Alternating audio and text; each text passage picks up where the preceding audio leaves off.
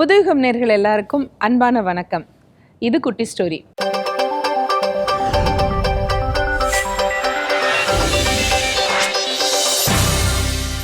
பொதுவாக நம்ம ஊர்களில் யாரையாவது நம்பி ஏதாவது ஒரு பொருளை கொடுத்துட்டு போகிறது அப்படின்னா அதுக்கு பாண்டு பத்திரம், கையெழுத்து இப்படியெல்லாம் வாங்குறாங்கல்ல. ஆனால் அந்த காலத்தில் அதெல்லாம் கிடையாது. ஒரு நம்பிக்கையின் பேரில் தான் ஒப்படைச்சிட்டு போனாங்க. ஆனால் அந்த காலத்தில் கூட அந்த நம்பிக்கைக்கு துரோகம் பண்ணவங்களும் இருக்காங்க. அப்படி யாருக்கு என்ன செஞ்சாங்க அதை பற்றின குட்டி ஸ்டோரியை தான் இன்றைக்கி நாம் தெரிஞ்சுக்க போகிறோம். ரொம்ப காலத்துக்கு முன்னாடி ஒரு கிராமம். அந்த கிராமத்தில் 2 வியாபாரிகள் இருந்தாங்க. 2 பேரும் ரொம்ப ரொம்ப நண்பர்கள் தான், பக்கத்து வீட்டுக்காரங்க தான்.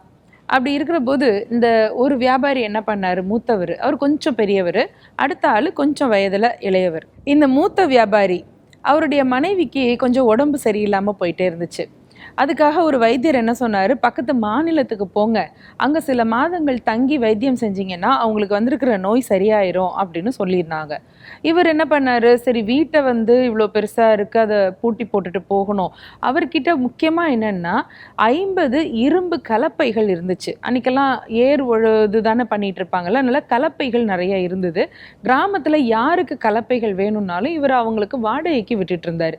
இப்போ இந்த 50 இரும்பு கலப்பைகளையும் பத்திரமா ஒரு இடத்துல வச்சுட்டு போகணும் இல்லையா. அதனால பக்கத்துல இருக்கிற அவருடைய அந்த நண்பர், இன்னொரு வியாபாரி இருக்கார் இல்லையா, அவர்கிட்ட இந்த 50 கலப்பைகளையும், உங்ககிட்ட தான் பெரிய குடோன் இருக்குல்ல, அங்க கொண்டு நான் வைக்கிறேன், நான் என் மனைவியை கூட்டிட்டு போயிட்டு வந்துடுறேன் வைத்தியம் பார்த்துட்டு, நீங்க அது வரைக்கும் இந்த 50 கலப்பைகளையும் உங்களுடைய அந்த குடோன்ல பத்திரமா வச்சுக்கோங்க அப்படின்னு சொல்லி கொடுத்தாரு. அவர் சரி இருக்கட்டுங்க, அவ்வளோ பெரிய இடம் சும்மா இருக்குது, அதில் இந்த 50 கலப்பைகள் ஒரு ஓரமாக தானே இருக்க போகுது, அது பாட்டுக்கு இருக்கட்டும், நீங்கள் போயிட்டு நிதானமாக வாங்கன்னு சொல்லி அனுப்பிச்சிட்டாரு. இப்போ இந்த மூத்த வியாபாரி மனைவியை அழைச்சிக்கிட்டு பக்கத்தில் இருக்கிற மாநிலத்துக்கு போயாச்சு. அங்கே அவங்களுக்கு ஒரு 3-4 மாதம் வைத்தியம் நடக்குது.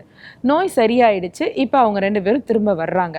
அப்படி வர்ற போது இந்த வயதில் சின்னவர் இருக்கார் இல்லையா, அந்த வியாபாரிகிட்ட கலப்பைகளை எல்லாம் ஒப்படைச்சிட்டு போனாங்களா, அந்த வியாபாரிகிட்ட நாங்கள் போயிட்டு வந்துட்டோம், எங்களுக்கு நோய் அவங்களுக்கு சரியாக போச்சு அப்படின்னு போனது வந்ததெல்லாம் பேசி முடிச்சுட்டு, சரி இந்த 50 கலப்பைகளும் எங்கே இருக்குது, குடோனில் இருக்கா அப்படின்னு கேட்டார் அவர் பெரியவர்.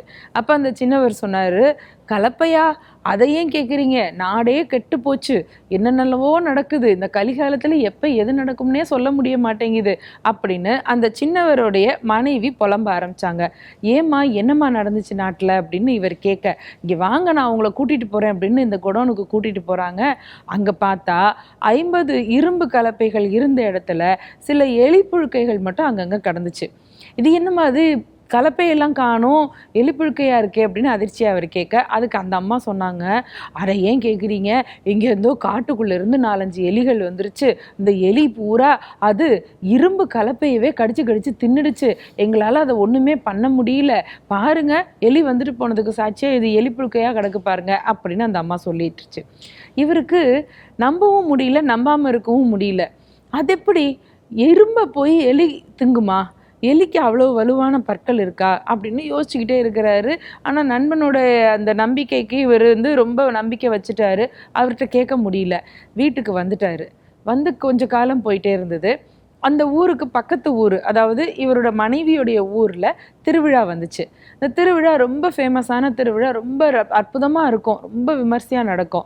அந்த திருவிழாவுக்கு போகிறதுக்கு அவங்க எல்லாம் கிளம்பி போய்கிட்டு இருக்கிறாங்க. அப்படி கிளம்புற போது இந்த சின்னவர் இருக்கார்ல, வயதில் சின்ன வியாபாரி, அவருக்கு ஒரு குட்டி பையன், ஒரு 10 வயசு பையன். அவன் பக்கத்து வீட்டில் உள்ள அந்த மாமாலாம் திருவிழாவுக்கு போகிறாங்க, நானும் அவங்களோட போகிறேன் அப்படின்னு கிளம்பினான்.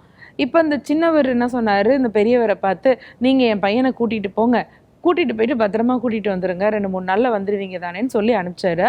இப்போ பெரியவர் அவருடைய மாட்டு வண்டியில் இந்த சின்னவரோட பையன், 10 வயசு பையனை வண்டியில் ஏற்றிட்டு இவர் குடும்பத்தோடு கிளம்பி அந்த ஊர் திருவிழாவுக்கு போகிறாங்க.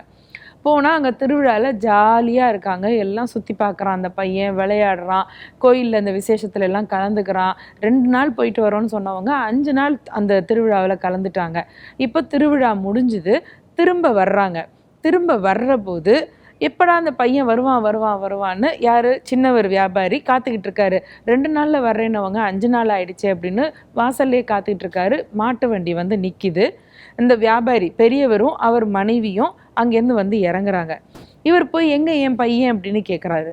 இல்லை உங்கள் பையன் இல்லை அப்படின்னு இவர் சொல்ல, என்னது எங்கள் பையன், என் பையன் இல்லையா, அவன் எங்கே போனான் அப்படின்னு. அட அதை ஏன்பா கேட்குற, திருவிழாவில் தெப்பம் விட்டுட்டு இருந்தாங்க.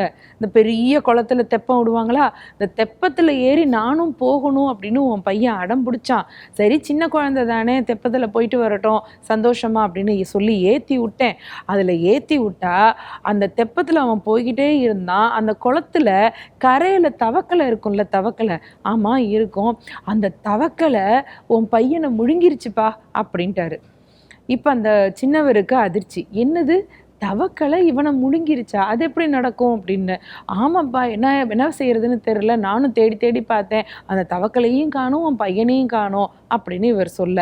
இப்போ அவர் கடந்த கையோ முறையோன்னு கத்த, அது எப்படி தவக்கலை எதுவும் சின்னூண்டு, அது வாய்க்குள்ளே 10 வயசு பையன் உள்ளே போவானா அப்படின்னு எல்லாரும் ஊரை கூட்டி எல்லாருக்கிட்டையும் அவர் முறையிட, எல்லாரும் வந்து நின்று இது என்ன கதைன்னு கேட்க, அப்போ அந்த ஊரில் முக்கியமான ஒருத்தர் சொல்கிறாரு, இது தவக்கலை வாய்க்குள்ளே 10 வயசு பையன் போயிட்டானா, ஆமாம் போயிட்டான், அவன் எப்படி போக முடியும், தவக்கலைக்கு அவ்வளோ பெரிய வாய் இருக்குமா அப்படின்னு வரிசையாக கேட்குறாங்க. இப்போ அந்த பெரியவர் வியாபாரி சொல்கிறாரு, அட ஆமாங்க, நாடு நாசமாக போச்சு, இந்த நாட்டில் பாருங்க இரும்பு கலப்பையெல்லாம் எலி திங்குது, தவக்கலை வாய்க்குள்ளே இந்த 10 வயசு பையன் போகிறான், இப்படியெல்லாம் நடக்குது அநியாயம் அப்படின்னு அவர் சொன்ன உடனே தான் இந்த சின்னவர், வயதில் சின்னவர் வியாபாரி இருக்கார் இல்லையா, அவருடைய மனைவிக்கு புத்தி வந்துச்சு. அவங்க எல்லார் முன்னாலேயும் காலில் விழுந்து கும்பிட்டு அப்போ சொன்னாங்க, இந்த மாதிரி நான் தான் பொய் சொன்னேன், எங்கள் வீட்டில் எங்களை நம்பி அவர் இரும்பு கலப்பைகள் 50 வச்சுட்டு போனார், அதை பூரா எலி தின்றுச்சு அப்படின்னு பொய் சொன்னேன், ஆனால் உண்மையிலேயே அதை பூரா எடுத்து நாங்கள் தான் விற்று தின்னுட்டோம், இதனால எங்கள் பையனுக்கு இப்படி ஒரு தண்டனை வரும்னு நான் நினைக்கவே இல்லை, என்னை மன்னிச்சிருங்க அப்படின்னு அந்த அம்மா எல்லார் முன்னாலேயும் மன்னிப்பு கேட்க, அப்போ மறைச்சி வச்சுருந்த அவர் பையனை அங்கேருந்து கூப்பிட்டு, உன் பையனை தவக்கலையும் சாப்பிடல மீனும் சாப்பிடல, அவன் நல்லா சந்தோஷமாக தான் இருக்கான், இதோ பாரு அப்படின்னா அவன் கையில் பஞ்சு மிட்டாயை வச்சுக்கிட்டு வந்து வண்டியிலேருந்து இறங்குறான். அந்த பையனும் திரும்பி வந்தான். எப்பவுமே ஒருத்தருக்கு ஒருத்தர் ஏமாத்தணும் அப்படின்னு முடிவு பண்ணினா அதுக்கு முடிவே கிடையாது. நம்பிக்கையோடு இருக்கிறது தானே எப்பவும் நல்லது. சிந்திக்கலாமா?